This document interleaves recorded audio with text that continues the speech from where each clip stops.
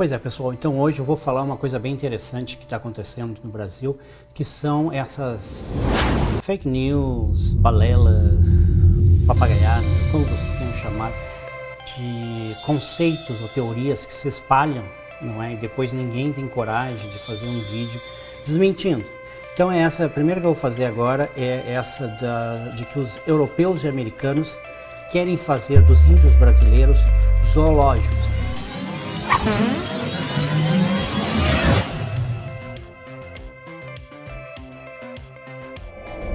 Ou seja, na visão dessas pessoas, a visão distorcida dessas pessoas, os índios no Brasil estariam dentro de zoológicos para que americanos e europeus possam ver, não é? Então vamos desbancar essa teoria hoje. Aí vem, desbancando teorias. Ok, primeiro lugar, o zoológico é um lugar onde o animal está preso, não é? E esse animal, ele não pode ir a lugar nenhum, esse animal não pode comer a hora que ele quer, esse animal só pode ficar dentro daquela cela, daquela jaula dele ali. Não. O que é o oposto dos índios brasileiros, nas reservas que nós temos na floresta amazônica e espalhados pelo Brasil. Não é? E o que acontece então? Com dizer que os nossos índios estão em zoológicos seria absolutamente ridículo. Só uma pessoa com um pensamento crítico muito baixo pode dizer que os índios brasileiros estão em zoológicos. Pelo contrário, eles estão na reserva onde eles querem estar, eles comem a hora que eles querem comer, eles vão onde eles querem ir, eles não estão presos, ou seja, eles são totalmente independentes e querem exatamente fazer o que eles estão fazendo hoje, certo? Então não tem nada de zoológico. Segundo lugar, desbancando essa fake news aí, essa papagaiada, não é? Americanos e europeus não estão nem aí, estão se lixando para a floresta amazônica, entende? Eu moro aqui na Califórnia há 33 anos, sou brasileiro, naturalizado americano, tenho contato com americanos todos os dias e posso explicar com a mais profunda certidão de que os americanos não estão nem aí para a floresta amazônica, certo? Não estão nem aí mesmo.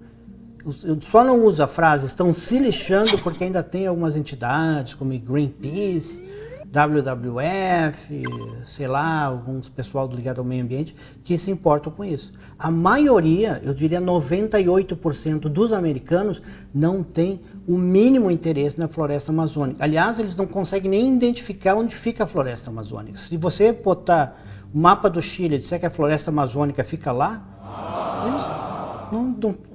para eles não faria diferença nenhuma, eles não sabem onde fica a floresta amazônica e ponto final. Aliás, da mesma maneira que os brasileiros, o brasileiro médio, não sabe onde fica a floresta tropical do Congo, não é? Ou seja, você hoje acorda e pensa, o que eu posso fazer pela floresta tropical do Congo? Quero ver se o meu deputado, o senador, está fazendo alguma coisa pela floresta tropical do Congo. Não faz, porque você não tem interesse. Assim como não tem interesse nas florestas de Bornéu, lá na Indonésia, também não tem, certo? Os americanos têm exatamente o mesmo interesse que os brasileiros têm nessas florestas aí, certo?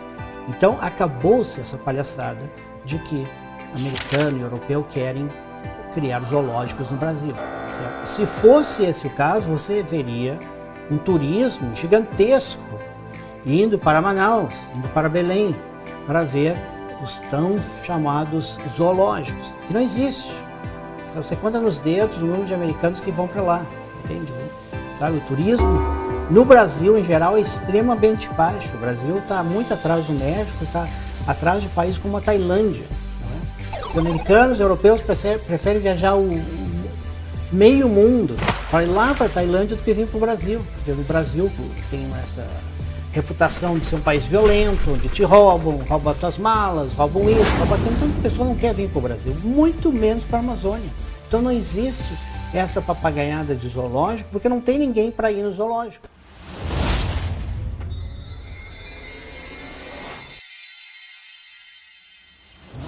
Agora, vamos comparar então não vamos nem comparar com o Canadá.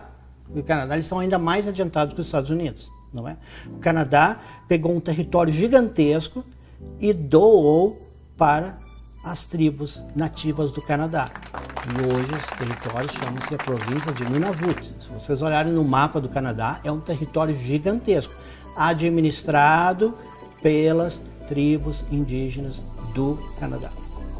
Mas vamos falar nas tribos indígenas americanas, certo? A primeira reserva indígena americana foi feita em 1752, quando os Estados Unidos nem existia, foi feita pela Inglaterra. Não é? Então nisso aí vocês têm uma ideia do quão avançado eles estão e o quanto respeito eles têm pelas terras dos nativo-americanos, dos índios. Não é? Isso não quer dizer que já não houve genocídio, que não houve matanças, guerras. Houve muitas guerras aqui nos Estados Unidos, não é? Tem a famosa história do Trail of Tears. Trail of Tears se traduziria mais ou menos como a Trilha das Lágrimas, não é? Foi um ato que criaram lá em 1800 e alguma coisa, não é? E que todas as tribos tinham que estar a oeste do rio Mississippi. O rio Mississippi é um rio enorme, atravessa todos os Estados Unidos. Então todas as tribos, a partir desse ano, elas tinham que ficar do outro lado do rio. Não é? Então se chama Trilha das Lágrimas porque muita gente morreu. Todas as tribos tiveram que evacuar do leste dos Estados Unidos, passar para o oeste, não é? Então houve muitas injustiças em relação aos nativo-americanos aqui nos Estados Unidos. Mas hoje eles estão numa situação bem melhor que a dos índios brasileiros, não é? Por quê? Por exemplo, existem 12 reservas indígenas aqui nos Estados Unidos que são maior que o estado americano de Rhode Island, não é? A reserva dos Navajos, dos Navajos, como se diria em português, não é? Dos Navajos. A reserva dos Navajos é quase do mesmo tamanho do estado de West Virginia, não é? E tem estados, por exemplo, como o Dakota do Norte, né? O estado do Novo México. Esses estados aí, 1/4 do território, em termos de 1/4, o Novo México acho que até mais, chega talvez a ser 1/3. Esses territórios, esses estados, eles têm 1/4, 1/3 mais ou menos, de território das reservas indígenas. São reservas indígenas, não é?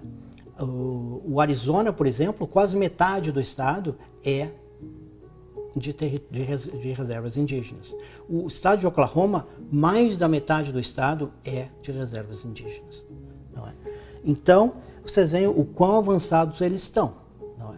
E não estamos falando de estados lá no meio da floresta, não tem estrada, não tem nada, não. Estamos falando que as reservas indígenas americanas, elas estão em áreas extremamente desenvolvidas, com estradas, com tudo, não é? Ou seja, são territórios em áreas que o terreno imobiliário vale muito, não é? Mas o governo, as pessoas respeitam, não é?